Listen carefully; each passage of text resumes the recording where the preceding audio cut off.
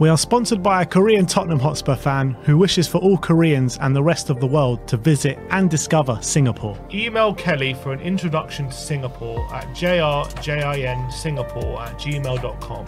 That's jrjinsingapore@gmail.com. What's going on, people? We are Tottenham TV here at Changi Airport at Singapore on our way to Japan. Finally, we're going to go and get to see some Spurs. Open training, I think, is on Friday. And then it is obviously the game on Saturday against Vissel Kobe, which I'm very excited for. But we've got some transfer news to talk about today. But let's talk about this interesting news. We brought you a couple of days ago that Spurs, that has been an ITK, didn't there, where that Spurs were going for a South Korean player that they were going to potentially loan back until the end of the season. He said an unnamed club are looking at a young Korean winger. Exactly, and that club has been named, and to everyone's much surprise, it's obviously Tottenham Hotspurs. Fabrizio Romano said today that Tottenham are closing in on the deal to sign 2006-born winger Min Hyuk Yang from Gangwon FC. Agreement being completed and then medical tests to follow. Paul O'Keefe says Spurs in negotiation for Min Hyuk Yang, not done but ongoing. And then reports out in Korea from Gangwon Ibo says Yang and Spurs agreed the transfer this morning. According to a key source in the domestic transfer market on the 24th, Yang, Min Hyuk and Tottenham have already agreed on the transfer, and only the contract and official announcements are left. So it looks like this one has picked up massive pace. Pretty much done deal, it seems like, from all Paul parties. O'Keefe says nothing done yet.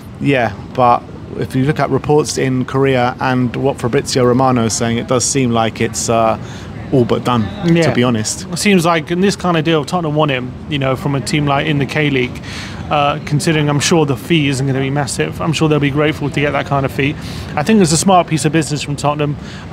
They know that there's a lot of talent in the K-League. He seems like a really promising young winger who's really exploding this season, which someone in the comments corrected me. I said last season he's doing well. It's actually this season, because the Korean League is a different time period. So actually this season he's doing really well. 7 goals, 3 assists this season.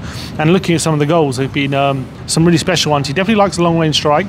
Straight out of the Sonny playbook, some of his goals. Yes, look at some of them. I was also looking into where he plays. He played 24 games this season, 13 of them off the left and 11 of them off the right. So literally 50, very close to 50-50 in terms of playing in each position. That shows his adaptability. Reports suggest that he's going to be loaned back to the club and then come to Spurs in maybe January or next season. So I wouldn't expect... None of the reports actually say that today, though. So it'll be interesting to see if he does come straight to Spurs. We'll see if he does. If he does, yes, I'll be excited about it. But you are going to have fans who are going to say, "Where's all the money being spent? Where's these big signings?" You know, we've sold Kane last summer. Right now, we're 4 weeks out from the start of the season. We've spent net spend of about 8 million, considering the sales and the purchases. We got all these. We've got the stadium, we've got all these revenue streams, and if we're signing another 18-year-old and he's going straight into the first team, then are we building a team to compete, or are we building a team to create our own players? And there's a difference there. Yeah, there is a difference, and you know, every fan in there has their own right to air their own grievances. I kind of feel like we do need players for the here and now as well, but I am quite excited about this player as well, and if he is coming in for this season, I will be very excited.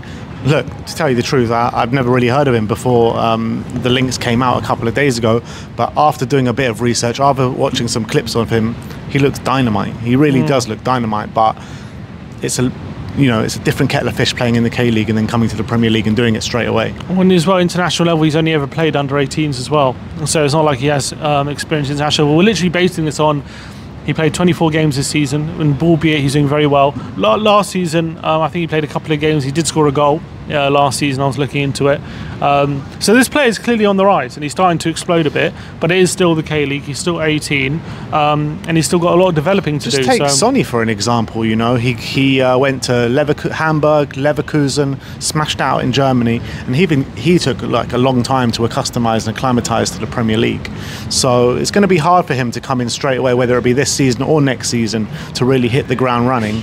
So I think this could be maybe more of a work in progress than to come in and to get going straight away. Which is why I'm not expecting him to be in the first team next season. I'm expecting him to go back on loan. I think that would be the smarter thing, but we'll see. We'll see what the Spurs decide to do, but I do think this is a really exciting signing. Absolutely, couldn't agree more. We're back in the air in a few hours, 7-hour journey to Japan, Tokyo, where the players and Tottenham Hotspur are at the moment.